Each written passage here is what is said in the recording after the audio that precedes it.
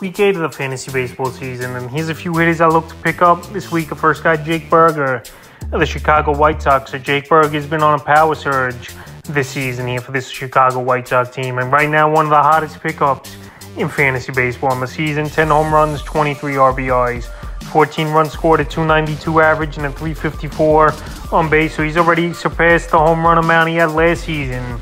Is Burger, about 75 at-bats or less. So this season, 93 at-bats only for Burger, and the 10 home runs. And over the last couple weeks, he's been on a tear. 3 homers, 9 RBIs, 3 runs scored, a 500 batting average, and a 500 on base. A lot of people, they're weary that it's going to keep up for Burger, and rightfully so, with the hot start here for Jake Burger. Now, Eloy Jimenez coming back to the lineup sooner than later, but right now with the DH, they got to find a way to get Burger in the lineup. We know Yoan Moncada came back and is the third baseman over there for the Chicago White Sox team. But Burger right now, and Luis Robert really carrying this offense. So right now, I think the playing time is going to be there for Burger as long as he stays hot. And he's really playing great baseball. May 16th versus the Guardians, 2 for 4, a homer, 2 RBIs. May 17th versus the Guardians, 3 for 4, a homer, 2 RBIs. May 18th versus the Guardians, 1 for 4. May 19th versus the Royals, 1 for 3. May 20th versus the Royals, 2 for 3. And May 21st versus the Royals, 0 for 4. So right now, Burger playing great baseball for this White Sox team. And surprisingly, still out there in 57% of fantasy leagues. So he's going to bring power.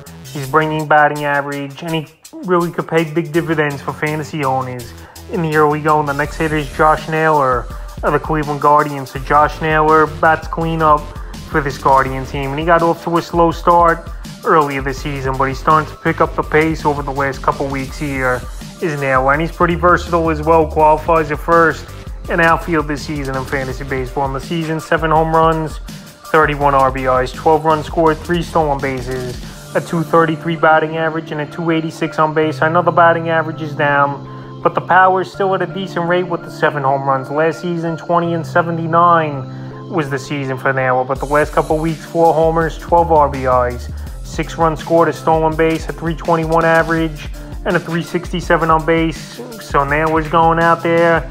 He's showing power, and he's playing good baseball for this Guardian team. May 14th versus the Angels, 2 for 4, homer, 3 RBIs, 2 runs scored. May 16th at the White Sox, 1 for 2.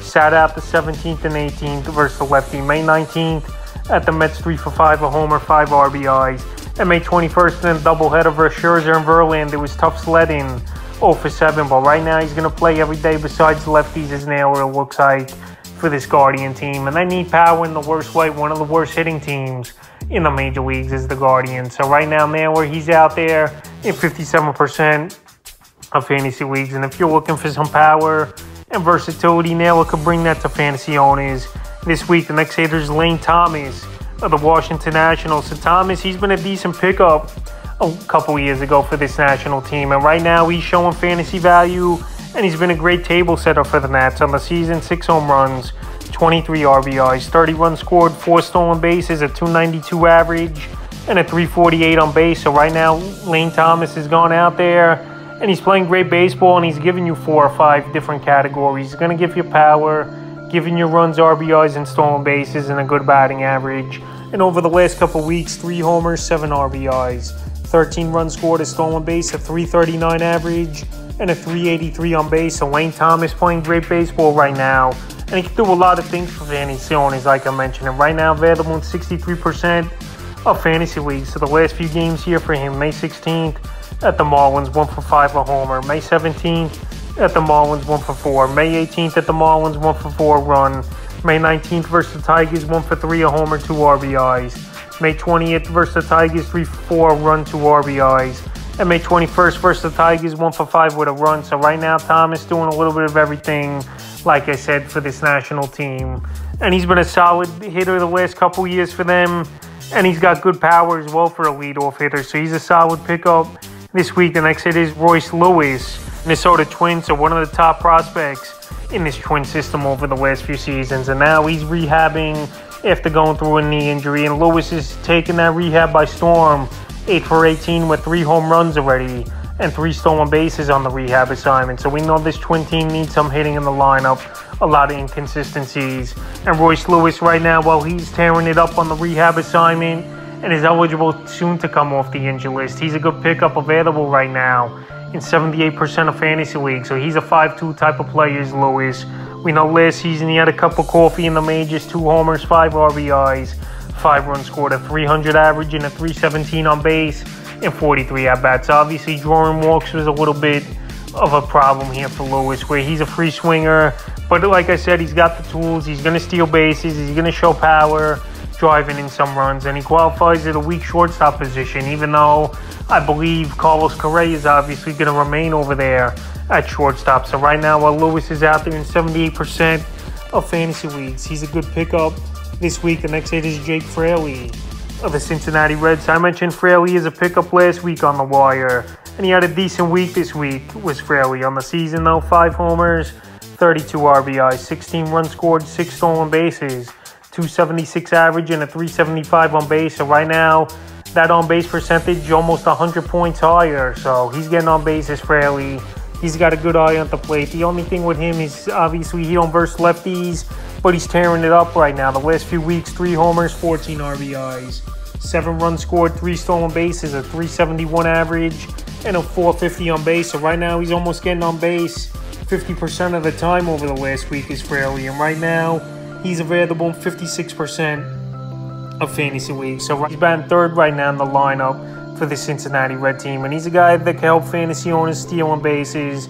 He's going to show some power, and he's going to drive in runs in the middle of the order. And he plays in a bandbox as well, obviously, and has a good matchup coming up to start the week versus one of the weak pitching staffs in the league in the St. Louis Cardinals. So the last few games, May 15th at the Rockies, 2 for 5 in RBI. May 16th at the Rockies, 2 for 3.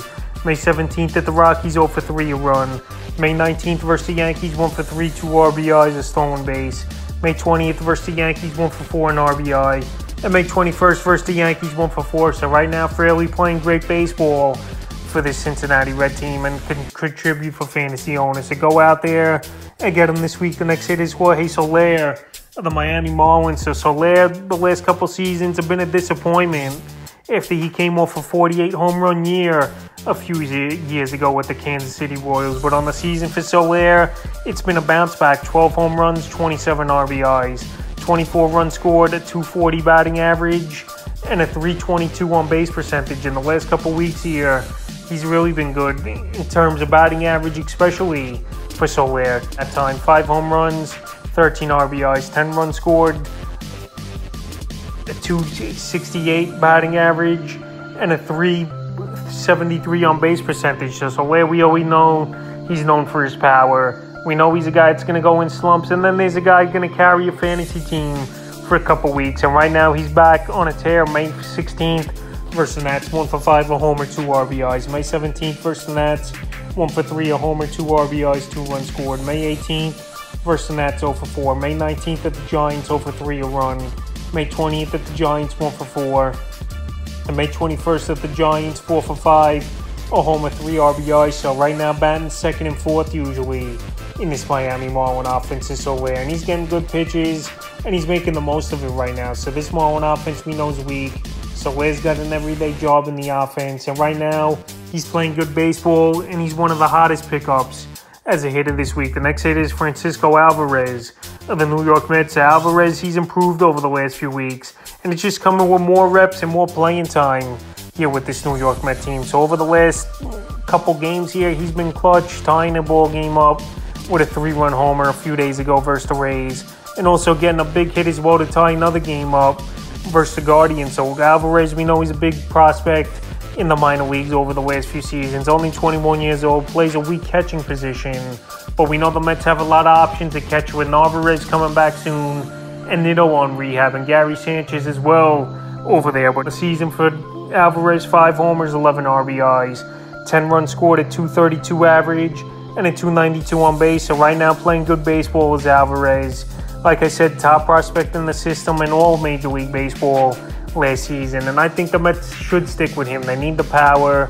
They're starting to hit for the power as well, winning 5 games in a row, and Alvarez has been a big part of it. And surprising to me, especially at a weak catcher position, he's out there right now in 82% of fantasy leagues. Here's Alvarez. So the last few games for Alvarez, May 14th at the Nats, 0 for 4. May 15th at the Nats 1 for 2. May 16th versus the Rays 0 for 3. May 17th versus the Rays 1 for 4, homer 3 RBIs. The 18th he sat out. May 19th versus the Guardians 2 for 4, homer 2 RBIs, 2 runs scored. And May 21st versus the Guardians 1 for 2 in that one. But he drew a walk as well. So right now batting down 8th and 9th usually in the order is Alvarez. But he's making the most of it for this Met team. He's getting good pitches. And like I said, this guy's got legit power where we've seen it in the minor leagues, over 20 home runs. So right now, Mets have a decent schedule coming up this week here in Good Hitters Ballpark, starting at Wrigley Field. And as long as Alvarez stays in the lineup, at least playing 5-6 times a week for this team, he could pay big dividends for fantasy owners. And right now, available in 82% of fantasy leagues. The next hit is Casey Schmidt of the San Francisco Giants. So last week, one of the hot pickups at the hitting position is Casey Schmidt. And right now, still out there in a decent amount of leagues at 54% on the season. In a small sample size, 2 homers, 9 RBIs, 7 runs scored, a stolen base, a 372 average, and a 372 on base. So right now, Casey Schmidt, he swings early in the count. He's getting good pitches to hit, and he wasn't a big-time prospect in the minor leagues, a lower-level type of prospect here for this San Francisco Giant team. But right now, he qualifies as short and third, good versatility. We know the Giants need hitting in the worst way. They got a lot of middle-of-the-pack type of hitters. And right now, Casey Schmidt has come up and played well. May 16th versus the Phillies, 1 for 4 run. May 17th versus the Phillies, 1 for 4 run, 2 RBIs. May 19th versus the Marlins, 1 for 4 rib. May 20th versus the Marlins, 0 for 3. And May 21st versus the Marlins, 2 for 4, an RBI and a stolen base. So Schmidt, I don't think he's going to show a lot of power, but for batting average and RBIs, I think he could be decent for fantasy owners. And like I said, he qualifies at third and shortstop, so shortstop a weak position. And I don't think Schmidt's going to keep it going, but right now, while he is, you pick him up off the wire, you ride it out as long as you can, and if he just fizzles out, you drop him back, and that's how the waiver wire works. If a guy could carry your team or help your team for a few weeks or even a couple months, and then he fizzles out and you drop him back to the wire, it's all right. But right now, this week and the next few weeks, I think he definitely can help here as Casey Schmidt. So he's a hitter to go get this week. The next guy is Brian De La Cruz of the Miami Marlins. So this Marlin team, one of the worst hitting teams in the league right now. And Brian De La Cruz, over the last couple weeks, though, he's starting to get things going on the season. 5 homers, 18 RBIs, 17 runs scored, a 291 average, and a 329 on base. But over the last few weeks, he had 3 homers, 8 RBIs, 9 runs scored, a stolen base, a 364 average, and a 404 on base. So he's white hot right now as Brian De La Cruz. Batting 4th or 5th usually in this Marlin offense. And we know this Marlin team, they don't got much hitting on the roster besides Arraez, Jorge Soler, who's been hitting De La Cruz, and Chisholm, but he's on the injured list, so he's getting an everyday opportunity. He's starting to get his stride going right now as De La Cruz, and he's a decent pickup this week. Right now available in 79% of leagues. So the last few games, May 17th versus the Nats, 1 for 3, a run and a rib.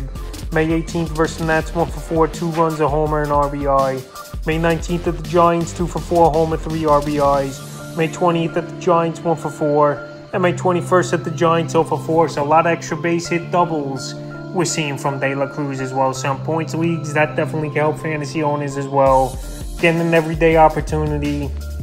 And he's getting more comfortable at the plate as well as De La Cruz. After last season, he played pretty much a half a year with the Marlins. And the final hit I located off the wire this week here is Mark Vientos of the New York Mets. And the Mets finally caved in and called up one of their top power prospects in the minor leagues. So Vientos had 13 home runs in the minors and also batted over 330. But right now, he's not playing every day since he got called up. Right now, the Mets have been playing great baseball since Mark Vientos got called up from the minor leagues. Here on the season for Vientos, 1 homer, 3 RBIs, a run scored. So right now, small sample size. But like I said, he don't really have a position for this Met team. He only qualifies as a utility hitter as well. In the minor leagues, he played some third and first, and he did play 1 game so far since he got called up at third base. But right now, Brett Beatty's manning that hot corner over there for the New York Mets. Well, Vientos, he definitely has legit power. 40 home runs in pretty much the last couple seasons in the minor leagues for him. And the Mets just got to find a way to get his bat in the lineup, and they should at the DH position with Daniel Vogelbach really hasn't done much. So right now, Viento's still out there in a number of leagues at 86%. But if he could get that power going and consistent playing time every day, he definitely could be a big pickup. So that's a few hitters I look to head off the wire here in Week 8 of the fantasy baseball season.